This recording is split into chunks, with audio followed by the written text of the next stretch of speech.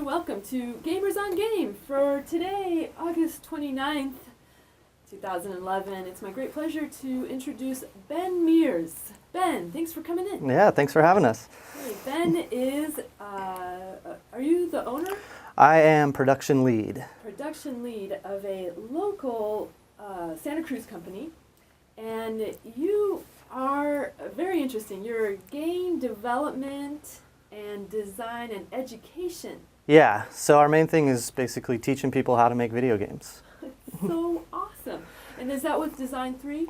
Yeah, design3 is the company. So there's Noesis Interactive. Uh-huh. And is that like the umbrella company? How's that work, Ben? So a little bit of history, I guess. Noesis Interactive started in 2006, and kind of the focus of Noesis was on modding, where you take an existing video game and kind of change out the assets, basically the characters, and make your own maps. So we kind of started doing that, and the focus was with the Source engine. So we were teaching people how to make, Half-Life 2 maps, Counter-Strike maps, how to use 3D programs like Maya, 3ds Max, and Softimage to build their own characters and get those into the game. Aren't some of those things pretty hard, though? Like Maya, isn't that a program that takes years to figure out how to use? Or It's actually not as hard as you think. I mean, it's pretty hard to actually master the whole thing, but you can definitely learn how to make objects really quick and how to get those objects into the video game engines. So it's actually, and what we do is we have video tutorials that kind of just walk you through the processes you need to know to be able to do that stuff. It's amazing. And you have, is this right, over 1,000 tutorials? We do, yeah. Well, we have over 1,000 individual videos. So, and those are chapter videos, and each tutorial has a certain number of chapters in it. So, yeah, so I think we're at over 1,500 videos now, and over 100 training modules, tutorials. And some of these are available on YouTube, right? Or yeah, well, most of them are on our site, which is design3.com, but we have put some up on YouTube, for free for whoever wants to check them out. Just to check them out. And when you say design3, you mean the number 3. So it's design3.com. Yeah. Yeah. I just wanted to, but people will find it anyways. And you have a Facebook page, but it's Noesis Interactive. We do, and we actually have a design3 fan page too. Yeah, and that's actually how I ended up on the radio show, is through Facebook. I saw your comment and responded to it. So I think this is tremendous what you're doing. So your company works with institutions, individuals. Yeah, anybody who wants to. I mean, we are working with schools, so schools are using our content as training materials, and so it kind of makes it easier for instructors to teach kind of more of theory and practice stuff we cover. We teach the tools and give the instructors more time to teach the other stuff. And it's also, anybody can come to the site and sign up and start learning how to make games. I think it's great. Where did you learn how to make games, Ben? So I went to school up in Humboldt at HSU and did, I was actually started in graphic design and also film, and those kind of came together into animation. I loved animation. So from there I went to De Anza College and started learning 3D animation, Maya, and after that I found design3 and at the time it was Noesis, but I was pretty surprised to learn that there was something like that in Santa Cruz. I thought most of it was either up in San Francisco or down in LA. And so because of my Maya skills, I was able to get the job there, and I pretty much was more gearing myself towards film or TV, wanted to work at Pixar or something like that. And through getting the job, I actually learned a lot about game development just from working there and working on the tutorials, so that's kind of how I got into it. And now are you making your own games? We are working on a game now called 51 Run, and the whole thing is that we are going to document the whole process with tutorials. So we'll make the game, and we'll also teach you how we made the game. Ah, that's brilliant. And so what kind of demographic, what kind of clients do you get? Do you get young kids, do you get old people, what do you get? I mean, really anybody. We try to make the tutorials as easy as possible, so anybody can follow them. But yeah, most of our demographic is kind of high school age, college age, kind of young people who are kind of, a lot of people play video games nowadays, and a lot of people don't really know how you make them. So probably all of our demographic is people who play video games and now want to know more about making them. And so, is there any way that somebody, let's say there's a high school kid that's listening right now and they're like, hey, can I come to your office and learn individually, or is it just tutorials via? Yeah, well, right now everything is online, but we have kind of been looking at doing on-site training where we'll come to, you know, a location and do a workshop or something, and that's something that we definitely want to build out and start doing more of. So that would be a really great way to empower, let's say, a nonprofit here in town that, like, boy, I could really use a game, an app, something like that, and they could hire Design3 as a team, would come in, teach the people and then they're empowered. They can go on. It's like teaching somebody and fish instead of just giving them. Right, exactly. Yeah, I mean, our goal is for people to be making their own games. You know, we want to give people the knowledge and the tools to be able to go out and make the video game they want to make. So yeah, that's definitely our main goal. That's great. And so Ben, how many people are at Design3? We're a pretty small team right now. I think offhand I think we have about 10 people. We have a marketing team, and Chelsea is down in San Diego, and Zach is in LA, and then the rest, and we have our content manager Dan, he's in San Francisco, and then the rest of the team is in Santa Cruz. So we're all kind of spread out a little bit, and we work online and do conference calls and stuff like that to stay on track. Right. And so have you had any success stories with your students that have gone on to make something? Yeah, I mean, one that stands out is the Columbia College Chicago. They decided to switch their game project. One game engine we teach is Unity. We're partnered with Unity. It's a really awesome tool. And the Columbia College Chicago students decided to switch over to Unity because they found our tutorials and realized that they could use our tutorials to actually make their game on Unity. So they switched over, and I think in about a week they had all their work redone that they needed, and then they were going forward with their game project. That's great. And so is it like a subscription-based membership kind of thing? How does somebody get to see the tutorials? Yeah, so it's, we have some content that's for free, but most of it, you need it to sign up for a subscription. And we actually do have a free subscription option, so you can see some stuff on the site with a free membership. And then it's just like $20 a month for the subscription, and you get access to, the thousands of videos and all our other stuff. We're also interviewing game developers and talking to them, asking them questions about, what makes a good video game or how they get started on a project, and that stuff's all there too. I'm glad you mentioned that, Ben, and I wanted to tell our audience that you could go to YouTube and there's the Design3 channel, Design3 channel, and you'll be able to see a lot of the interviews. You've got some biggies up there. You got Humble and Will Wright, Robin Hunicke, and talk to Notch of Minecraft fame, and we go to GDC every year, Game Developers Conference, and we try to interview as many people there as we can. And so how many years have you been doing that now? We actually just recently started doing the interviews. We kind of, maybe a couple years back, we were interviewing modding teams, modders who were kind of doing the conversions of the games. Putting their faces on. Yeah. And so now it's only been about maybe a year or so that we've started interviewing indie game developers, is kind of what we've started with. But we're definitely hoping to interview all walks of the video game industry, the big companies down to the guy who's making a game all by himself. So let's say there's somebody out there who wants to play more in Second Life. Would your tutorials help them maybe navigate through, learning some, it's pretty easy, but it's also a little complicated. Yeah, definitely. With Second Life you can make, 3D objects and bring those in. Yeah, you can make that. So we don't really have tutorials specifically with Second Life right now, but we teach you how to make the 3D content to put into Second Life. And that's, we're always looking for new tutorial topics, so that might be a good one to do next. I know that we do have, we are working with Mixamo, which is a company that supplies animations. And I know that they actually have a video about integrating animations from Mixamo into Second Life, and we have that up on our site, so we do have that one. Have you played with Blender? Yes, I'm working on Blender tutorials actually right now, and would you mind telling our audience a little bit what Blender is, the program? Blender is basically awesome. It is a free, powerful 3D software. You can pretty much do all the stuff you could do in Maya or 3ds Max in Blender. It's completely free, open source, so you don't ever have to pay for it. You can make a video game with it and never have to pay anything. And it has a great game engine. Yes, it has a game engine also. We haven't started covering that yet, but that's a future plan that we're working on. Okay, so again, we want to just make sure if people want to get a hold of design3.com, and then you can also get quite a bit of information over at Noesis Interactive. Let's see, is that .com also? Yeah. And then the Facebook.com, you could just go to Noesis Interactive. Right, yeah, or Design3. Yeah, if you just search for Design3 online, you hopefully should be able to find us.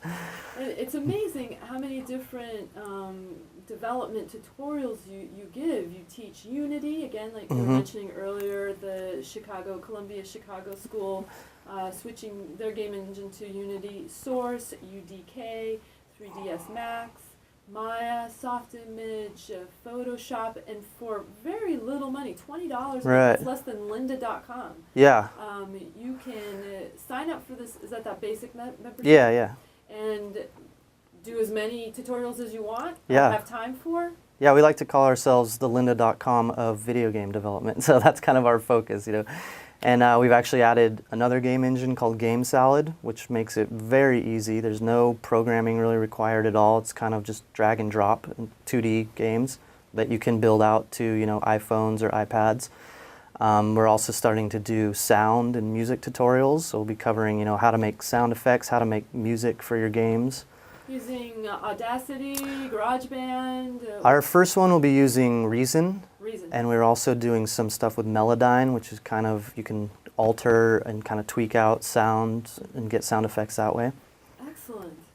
And Ben, what if somebody wants to call you? Do you have a number, or you just want them to go through the website? It's probably best just to go through the website. We do have a phone number, and I think that is on the website. I actually don't know it offhand. Yeah, who needs a phone number when you've got the internet?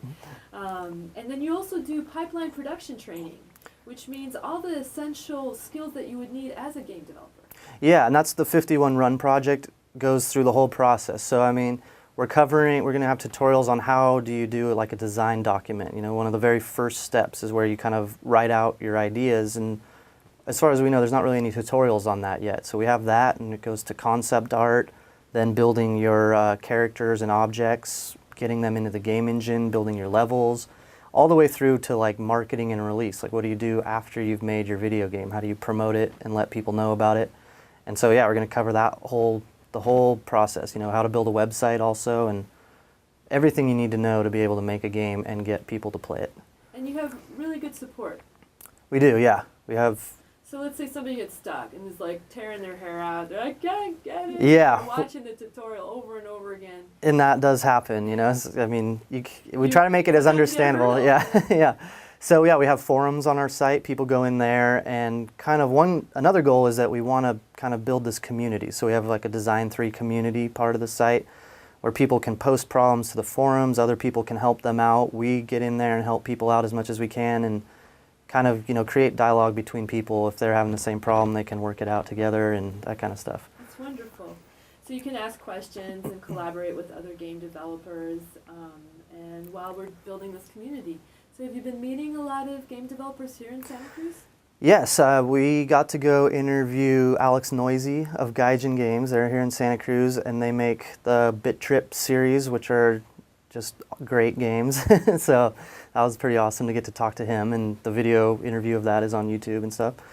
At the Design3 channel? Yeah, and also on our website too. So we're putting all the interviews up into our, right now it's called Career Corner area of the site.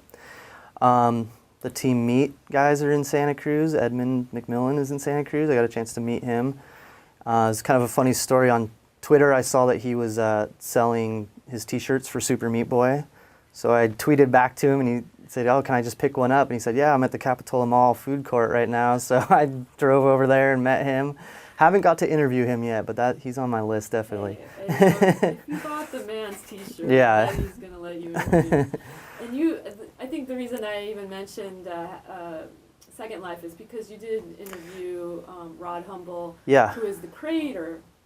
Yeah, he's CEO of Linden Labs right now, and actually just uploaded his video to YouTube right before I came into the show. So yeah, that one's up there now, and we talked to him about Second Life, and he actually took over The Sims when he was at EA, so that was pretty big, and yeah, it was a great talk with him.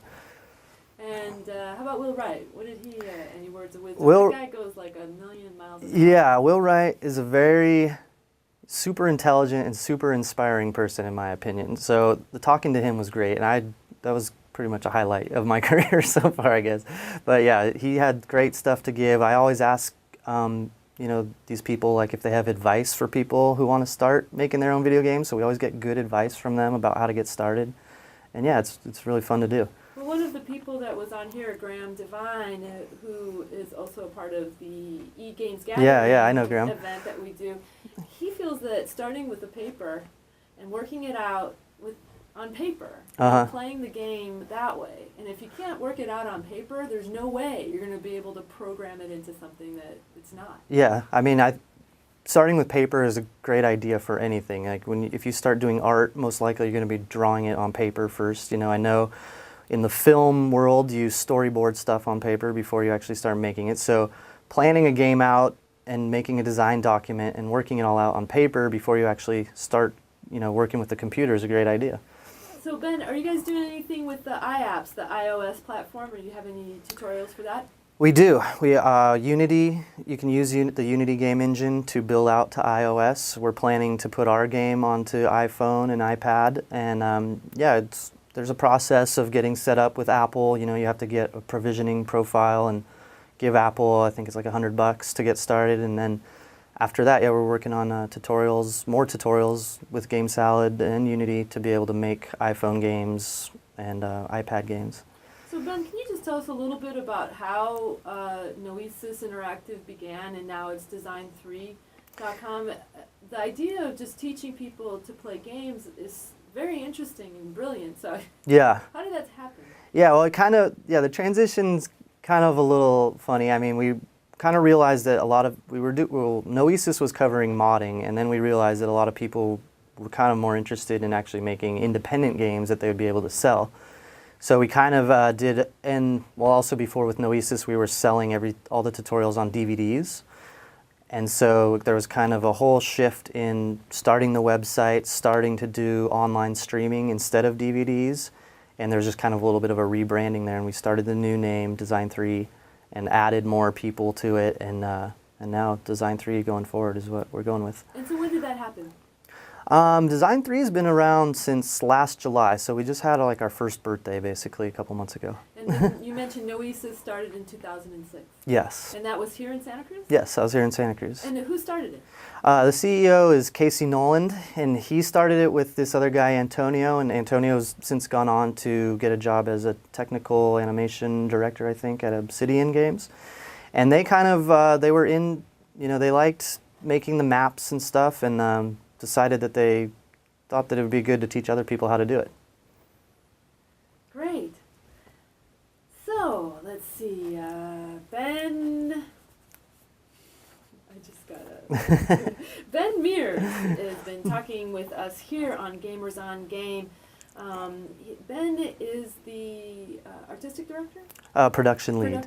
Lead of Design3, a metamorphosis of Noesis Interactive, going from modding. And if anyone doesn't know what modding means, you want to give us a quick... Yeah, it's basically, taking a game that has provided tools for you to use and making a variation of that game. And if you do enough work, it can be called what's known as a total conversion, where you replace all the stuff with your own stuff, basically. So effectively, you can make a new game. So some of the things I'm thinking about was where you're adding voices to, let's see, what's the big one that they were playing? Not Halo. Was it Halo where they had the reds and the blues? And yeah, red and blue is pretty common in a lot of games. Halo, there's not much Halo modding going on, because they don't provide the tools to use, but Team Fortress 2 is a big one where you can make, they give you all the tools to make your own maps. And now really community-generated content is a really big thing, and people will make maps for Team Fortress 2, and Valve will actually, feature them and add them into the game and stuff, so it's great. That's great. Yeah. And so again, Design3 is an online game development program where you can sign up as a member for a small fee, monthly fee, you will get access to over 1,000 tutorials that will take you through the entire workflow of creating from the beginning. Somebody who doesn't know any programming at all can learn how to use the different tools that you need from Maya, Blender, Photoshop. Some of the things are, Maya's a pretty expensive program. Some of the programs some of them definitely have kind of a big price tag, but most of them have free trial versions or even student versions that you can use. And some of those, because with game assets you're not always rendering, some of them, the only limitation is that they watermark the renderings.